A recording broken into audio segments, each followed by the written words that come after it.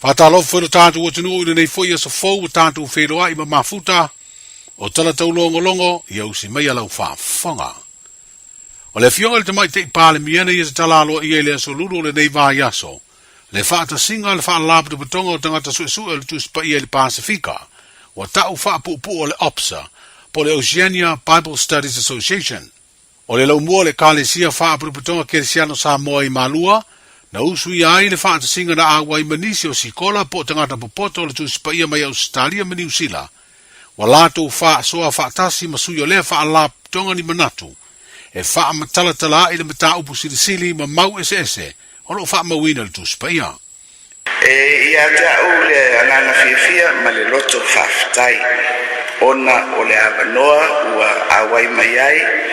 Mo le tatalaina o le nei wha moe tau tele. O whewhasoa inga whātutusi pa ia, ma le mata upu sirisili a le OPSA i Malua. O le OPSA o se whalako patonga na whawae e nisi i longa i mata upu tau tutusi pa ia i le Pasifika. E whewhasoa ia i awala wha Pasifika e sue ma whawinga le tusi pa ia. O le whamoemoe o nei whalako patonga ina ia whalau tere le waai i le tusipa ia e whataua ai wainga mai o tātou lalolangi ma sio manga wha Pasifika ai le ngata i lea o le whataua ina o le tapue whala awola o le poto ma le atamai whasue o le tusipa ia i le tātou tūlangi. O le manatu au tu o le nei fontanga o whawhitauli o le tau ma le soifo malolo ina. Ma wala e fofo ina ai nei whawhitauli. Ua poto ma awai mai nisi tangata suesue o le tuspa ia ma le mta au sirisili o le lalangi. E pei o sui mai Afrika i Saute, Amerika, Australia, New Zealand. Filipaina matunu o le Pasifika. E whewhaso ai e ala i pepa ua sarnia matana noaina.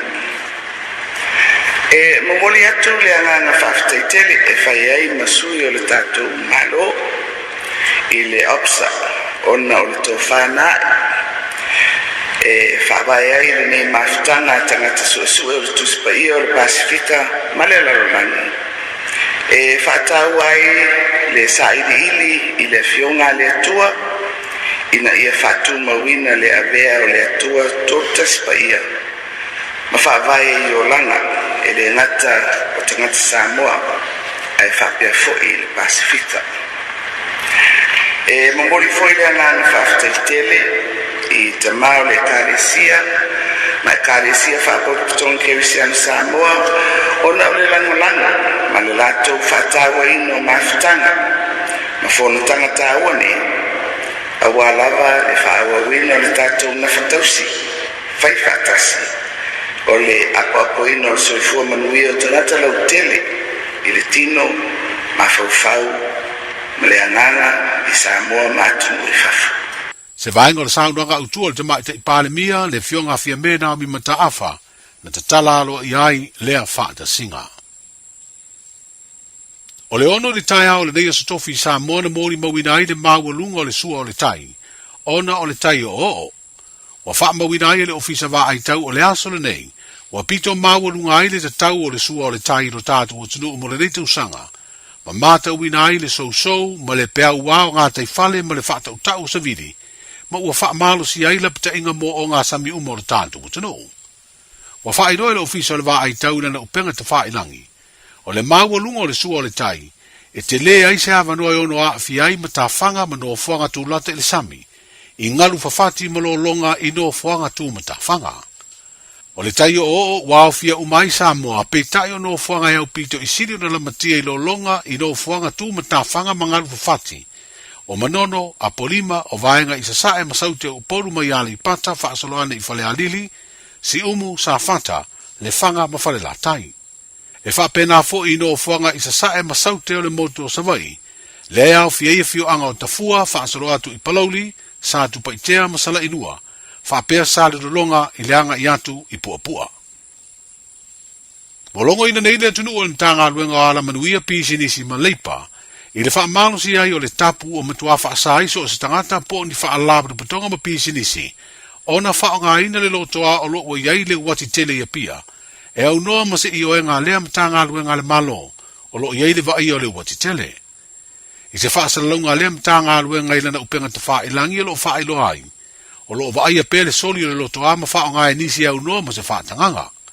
O whailo fo I lea whaasalaunga se whaai unga o whaia le kāpeneta, e whaasino tonu I le lotoa a toa ma le wati tele, ma ua ngālu rue whaatasieni mtanga luenga o ala manuia pisi nisi ma leipa, ma le mtanga luenga o leo leo, e mōli tū nisi e toe whaonga ina le no whanga pe solia foi, e au noa ma se mafuanga te tangu. O se lau ma le lua neite usanga le matua o le wati tele I le taulanga o pia, o se pine wha mauna fausia e mana tua I tangata o Samoa ma fita fita, na whano ola masoi fua I le taua mua mua o le larolangi. O le maa wha manatu o lo iai, wa malatua ai fo I ma fita fita ma tangata uma o le atunuu, na maari riu le taua lo na lua o le larolangi. O whaftai e leo leo le langolango atu o le atunuu I alatu sa I linga ua maua I le tau le leo se misi ali I matafitafi o matautu I apia ma whale asiu. O lo mana o mia I sua sua nga I se wha velave I whaato ia na mariwai se tamatane televou, I se a upenga o se la au malosi. O le whaala velevele na tuputu sa nei ma le vai aso taluai ma ua nofo tau fia nei se misi le vai ngā leo leo. Au wha ngā solo sua suenga. O lo masalomia o le whaala velevele na tupu e iai o na so tanga I nā koti po la au ma whala au whasaina. O le tuana iai o le vai aso na te nei na tupu ai le whaala veleve I whaato ia ai whaasara lau loa I leo leo le vai aso nei le anto o se misi I le fia maua moa lato sua suenga. O te se mo le tausanga le te nei lua lua na nofo tau fia I le vai ngā leo leo le tamata le vau o Edward Fanueli. O lo o te te I mōlianga I 5 leo leo, e au fia I le mōlianga le fasi o te tangata wha moe moina. O leo o talia na talo sanga lo na lua e te tala I tua e wha tali ei manti o le tausanga fau lua wha. O le asu e su e ai mōli maua leo leo e langolongo ai tua inga lo na wha o leo le maliu, I se tama I ta I sa a vea ma leo leo. Wa mai o na talia le ainga o le ua maliu le I fonga lo na ainga, o le isi mafu anga taua leo le talia le wha masinonga o lana talo sanga. Ma ua wha tonu ina e nofo ilo na tua fine, awane I toe o ia le isa na tupu ai le wha na lave. Wa tau fia lo na tusi folau, ma ua wha tonu e saini wha alua le vai aso le ofisa o leo leo ia pia. O le savalia o le valu masina talu o na tau fia Edward le vai ngā leo leo, o te tala I tua ia ia inga e wha tali ai le tausanga fau, wha ngā solo ai tau urumanga o lona wha masinonga. Whero I ei le aso a tai au mo le tau urunga, soifua.